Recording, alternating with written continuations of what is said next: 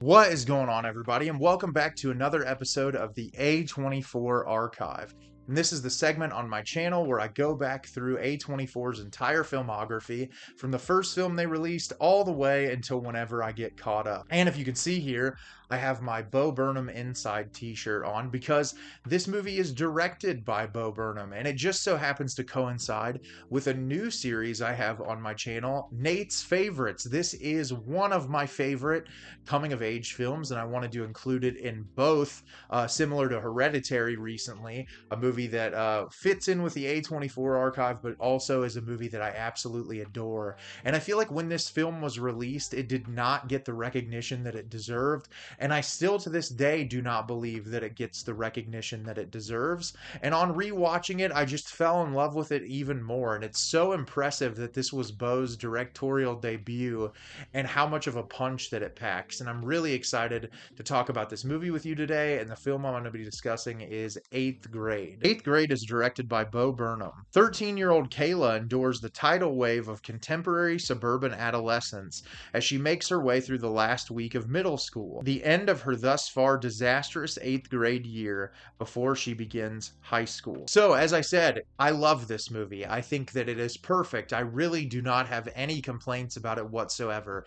It captures the middle school experience, especially in the time period this film was released, in such an authentic and visceral way that makes me uncomfortable and like reminds me of those days in middle school. And what's even more impressive is how it captures it through the lens of a girl. And Bo Burnham obviously is not a girl, but I think that it's so impressive the struggles that you just hear about from women who, when they went through middle school, experienced so many of the things that happen in this movie that are so uncomfortable and gross and awkward, and just like trying to live and be yourself and experience all of those things with how mean middle schoolers can be and how awful kids can be towards one another. There's just something I think that's so brilliant about the way it's conveyed in this movie, and I'm excited to talk about it with you in great detail today. So at the beginning of the film, we're introduced to Kayla, played by Elsie Fisher, and Kayla is very uncomfortable in school. You can tell she kind of lives in her own world.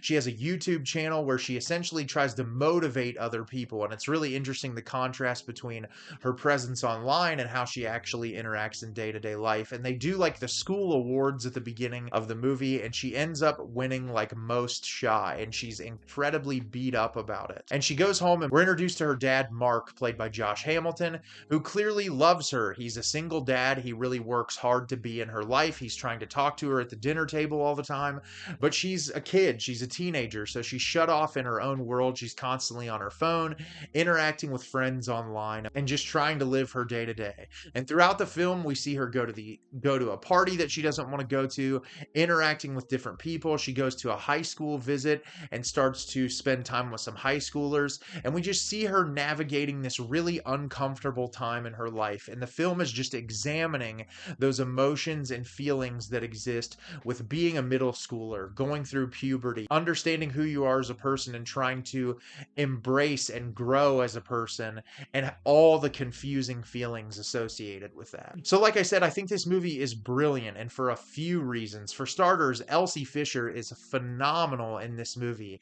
And I know Elsie, they've done a few other projects throughout their career at this point, but this movie is just an incredible way to kind of get your foot into the industry, because throughout this film, there's a multitude of emotions that Elsie's character has to experience. And Kayla is clearly someone who wants to be confident and wants people to like her, but Kayla is constantly struggling with all of these different feelings and exterior factors that get up into her head. And I think Elsie's performance brings all of those to light, not only through the way they interact with characters, but through the way that their facial expressions are in certain sequences and the reactiveness to certain sequences, and just living and breathing being a teenager. And I've always been impressed with Elsie in this movie, and this watch in particular just showcased to me how fantastic of a performance this was. And I don't think that it ever got enough love when this movie came out. I also think Josh Hamilton's performance as Kayla's father is incredible. He has a couple of really standout sequences in this movie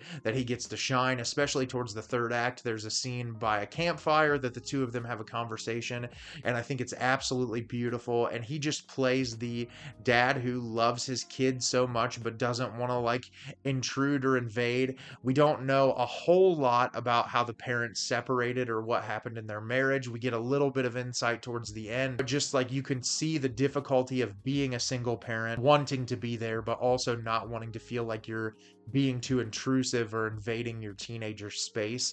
And I think the way that that's conveyed is really brilliant as well. Bo and his cinematographer that work together to create a really beautiful looking movie. There's a lot of really great editing transitions in this, a lot of interesting choices for where the camera is placed that I think it makes it very easy to immerse yourself into this world and to be invested in this story. And the way that he has a sense of space in scenes to create like an uncomfortable feeling between characters if there's like some tension or just that awkwardness of trying to put yourself out there. And I think the cinematography attributes to the feeling that the film is trying to convey. I also really like the music in this movie. It's a very interesting score, and I grew to appreciate it even more on this rewatch. I think that it makes the film feel so alive. Music can make or break a film, and I think the way music is utilized is so incredibly important.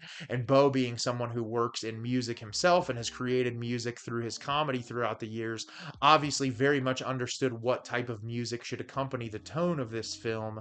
And I really like the choice of music in this as well. And like I said, I think it so accurately encapsulates so many feelings that you have being a middle schooler. Well, whether it's something as simple as hanging out with these high school kids and your dad kind of looming in the mall and the kids kind of catching on to the fact that he's paying attention, or interactions with boys that become very uncomfortable and demanding and awful, or whether that be wanting to make friends with people and them just not willing to kind of put their guard down to try and get to know you, or like trying to be too cool because you think you're the coolest person in the room and not wanting to be involved with certain things because you think it'll make you look lame. And I think it has a wide array of feelings that so many people have experienced being a teenager. It's one of the most uncomfortable and awkward times in your life, and kids can just be so mean to one another. I recently talked about the film Welcome to the Dollhouse from Todd Solondz, and I feel like that film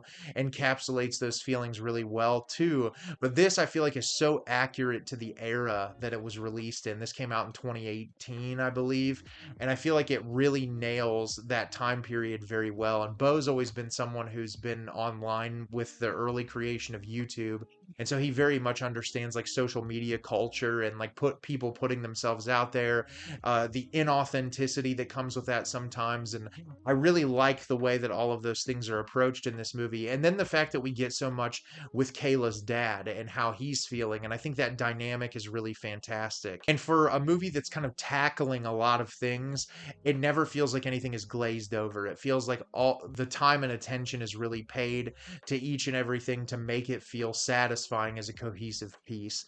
And it's a movie that just moves me every time I watched it. It made me cry multiple times this time around. I think it's just very beautiful. I think Bo Burnham is a very talented director. Obviously, Inside, his comedy special, one of my favorite things I've ever seen in my life. I feel like he's just so incredibly talented, and I hope we get more from him over the years. He's in his 30s now. He's still relatively young.